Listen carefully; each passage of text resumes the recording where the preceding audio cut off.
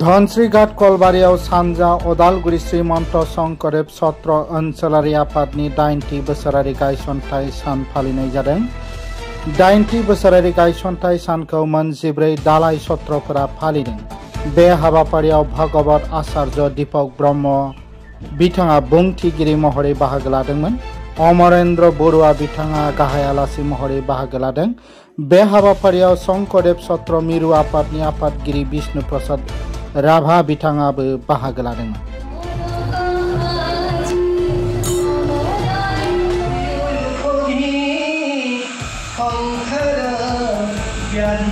कृष्ण जय गुरु शंकर सर्वगुणाकर जाके नायके उपम तुहारी चरण हतपति करिब पारे प्रणम तुहारी चरणक करिब पारे प्रणम।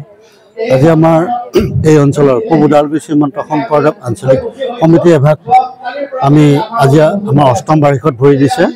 আজি আমি দেখা পাইছো বিভিন্ন মানে নিজৰ নিজৰ আমাৰ সাহিত্য সংস্কৃতিক লৈ বিভিন্ন জনগোষ্ঠী সমূহে আগুৱাই যোৱাত যি ধৰণে অৰিহণা আছে তাৰ ক্ষেত্ৰত আমাৰ গুৰুজনাও পিছ পৰি থকা নাছিলে।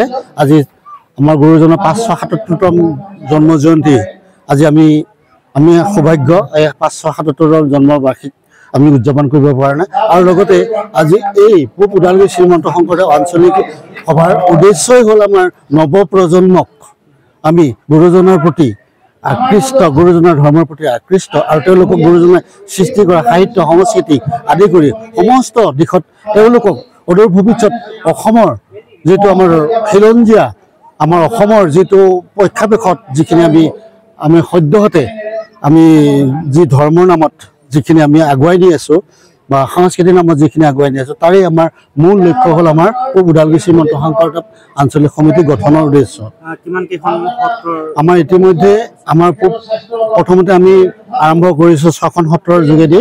তাৰপিছতে আহি আজি এই গুৰুজনাৰ আদৰ্শিত হয়, এই ধৰ্মৰ প্ৰতি আদৰ্শিত হয়, গুৰুজনাৰ সৃষ্টি কৰা সাহিত্য সংস্কৃতিৰ প্ৰতি আদৰ্শিত হয়, এতিয়ালৈকে আমাৰ বাঢ়ি 14খনলৈকে গতি কৰিছে। আৰু আমি খবৰ পাইছোঁ, আজি খবৰ পাইছোঁ আৰু 2খন সত্ৰ আমাৰ মাজত আহি পাইছেহি আৰু তেখেতকো আমি আদৰণি জনাইছোঁ। ধৰ্মৰ আলোচনী সভাত আমি বিশেষকৈ আমি সত্ৰ আৰু শ্ৰীমন্ত শংকৰদেৱ সংঘ বুলি দুটা আমাৰ প্ৰতিষ্ঠান আছে। আজি আমি শ্ৰীমন্ত শংকৰদেৱ সংঘ আৰু সত্ৰক আমি মানে হেৰি কৰা নাই, আমি বিভেদ কৰা নাই। আমি তেখেতসকলেও গুৰু ধৰ্মতে আদৰ্শ, আমি সত্ৰসমূহো গুৰু ধৰ্মতে আদৰ্শ।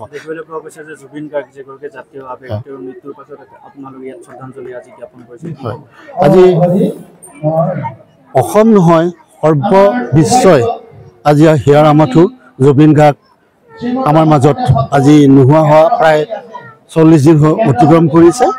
আজি তেখেতৰ যি জুবিন গাৰ্গৰ কণ্ঠৰে আমি গুৰুজনাক যিদৰে আমাৰ 1980-85 চনত তেখেতৰ কণ্ঠৰে আমাৰ গুৰুজনাক যিখিনি চিনাকি কৰি দিছিল, সেইকাৰণে গুৰুজনাৰ যি দিহানাম, গুৰুজনাৰ সৃষ্টি কৰা বৰগীতসমূহ তেখেতে যি পৰিৱেশন কৰি আমাৰ মাজত তেখেতে যি এই নৱবৈষ্ণৱ ধৰ্মৰ যিখিনি তেখেতে আমাক অৰিহণা যোগাইছে, তেওঁৰ পৰিপ্ৰেক্ষিতত তেখেতক আমি আজি সুন্দৰভাৱে আজি তেখেতক সশ্ৰদ্ধৰে আমি তেখেতক শ্ৰদ্ধাঞ্জলি জ্ঞাপন কৰিছোঁ।